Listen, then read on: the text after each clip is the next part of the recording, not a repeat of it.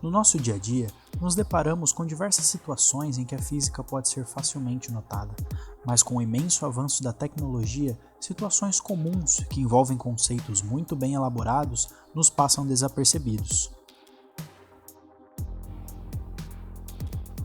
Mesmo em épocas de baixa no mercado imobiliário, construções e reformas são comuns em grandes centros e metrópoles, e na maioria dessas obras nos deparamos com conceitos físicos que são utilizados para reduzir esforços e acelerar os processos.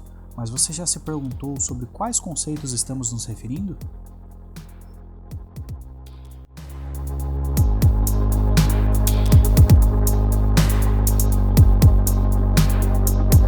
E esses conceitos muito bem elaborados que nós citamos fazem parte das 3 leis de Newton. E é justamente isso que a gente vai ver antes de entrar na aplicação da máquina de Atwood. A primeira lei de Newton, também chamada de lei ou princípio da inércia, nos diz que, se um corpo está em movimento retilíneo e uniforme, ele tende a permanecer em movimento retilíneo e uniforme a não ser que uma força externa haja sobre ele e cesse o seu movimento. Ou seja, se nenhuma força for aplicada a esse corpo, ele vai continuar em linha reta infinitamente. Do mesmo modo, se um corpo está parado, a não ser que uma força haja sobre ele, ele vai continuar parado e com velocidade igual a zero.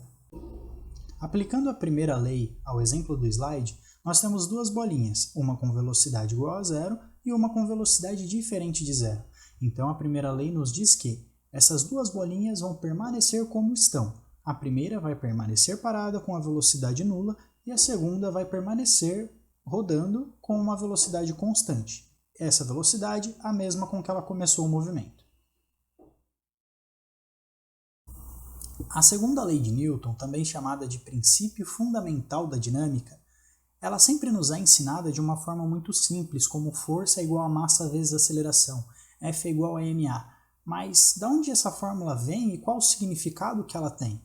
Bom, para falar de onde que ela vem, nós precisamos primeiro lembrar do conceito de momento linear. E o que é um momento linear? O momento linear é simplesmente a massa vezes a velocidade do corpo, certo? A força nada mais é que uma variação do momento linear, a taxa de variação do momento linear. Ou seja, o que isso significa? Eu tenho a minha massa vezes a minha velocidade. Essa taxa de variação é uma variação de acordo com o tempo. Então, se a minha velocidade varia com o tempo, logo eu tenho uma aceleração. Porque quando eu tenho um movimento retilíneo uniformemente variado, por exemplo, eu tenho uma velocidade variando com o tempo. E é justamente o que acontece aqui. A velocidade do momento linear, ela varia com o tempo, tornando uma aceleração. Daí vem a fórmula força é igual a massa vezes aceleração. E qual o sentido que isso traz para a gente? Essa fórmula ela não é simplesmente uma fórmula que eu posso substituir valores e achar um resultado. Ela também nos traz um conceito. E qual é esse conceito? Ela diz que se eu tenho um ambiente ideal, ou seja, livre de atritos e resistências do ar e tudo mais, se acontecer uma força sobre um corpo, ele obrigatoriamente vai adquirir aceleração. Por quê? Se eu estou aplicando uma força sobre um corpo e não tem nenhuma outra força o impedindo, ele vai mudar a sua velocidade. E da mesma forma, se eu tenho uma aceleração no corpo, ou seja, se um corpo está variando a velocidade, existe sim alguma força sendo aplicada sobre ele. Por exemplo, no exemplo do slide, nós temos uma pessoa puxando um bloco com rodas na direção dela, certo? Ou seja, ela está exercendo uma força F sobre esse carrinho na direção dela. E isso quer dizer que o corpo que ela está movendo vai se mover em direção a ela, obrigatoriamente. Para entendermos a terceira lei de Newton, ou lei da ação e reação, nós precisamos entender que uma força ela é sempre fruto de uma interação entre 2 corpos. Ou seja, para haver uma força sendo aplicada, eu preciso de 2 corpos. Um corpo aplicando uma força sobre o segundo corpo. E o que a terceira lei nos diz é que, se um corpo aplica uma força sobre outro, esse segundo que recebeu a primeira força devolverá essa mesma força com mesma intensidade, mesma direção, só que em sentido oposto. No exemplo a gente consegue entender isso. No exemplo do slide, eu tenho uma bolinha que foi jogada em uma parede e ela exerceu uma força sobre a parede. Vamos chamar a bolinha de corpo A e a parede de corpo B. Ou seja, se vocês olharem ali no canto direito, está exemplificada a força que a bolinha aplicou sobre a parede, ou seja, a força de A em B.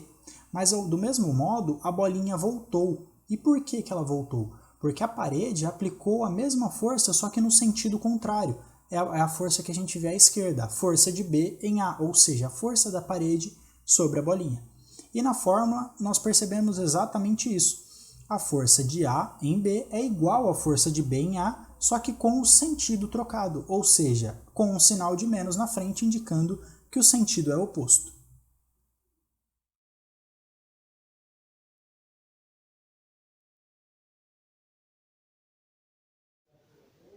Tudo bem, a gente relembrou todas as leis, mas não há uma maneira um pouco mais prática de enxergar tudo isso?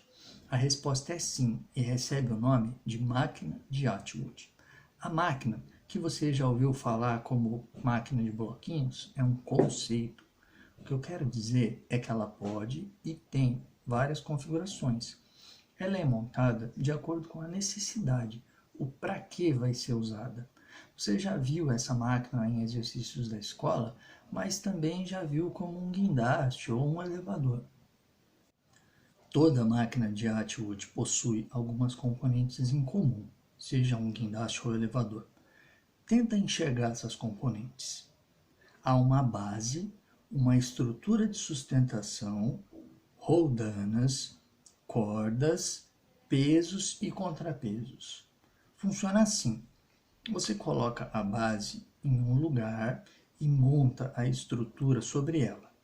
Então você define qual peso quer mover.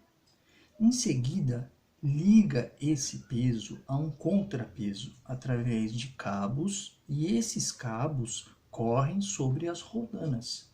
É assim que funciona. Vamos então às aplicações das leis? Em primeiro lugar, a máquina tem que estar em equilíbrio. O somatório das forças resultantes tem que ser igual a zero, assim como o torque resultante sobre qualquer ponto também. A primeira lei nos diz que precisamos vencer a inércia do peso. E para isso, por exemplo, um motor atrelado à roldana aplica uma força ao sistema, gerando aceleração e fazendo o nosso peso se mover. A gente visualiza então a segunda lei, já que a força faz a massa se mover com certa aceleração. F é igual a m vezes A. Lembra dessa fórmula, né? E por fim, tudo isso só é possível porque o contrapeso aplica sobre o peso uma força de mesmo módulo, direção, mas sentido contrário à força que o peso aplica sobre o contrapeso. Tudo isso através do cabo, que é inextensível e transmite toda a força através dele. É a terceira lei. Espero que vocês tenham gostado.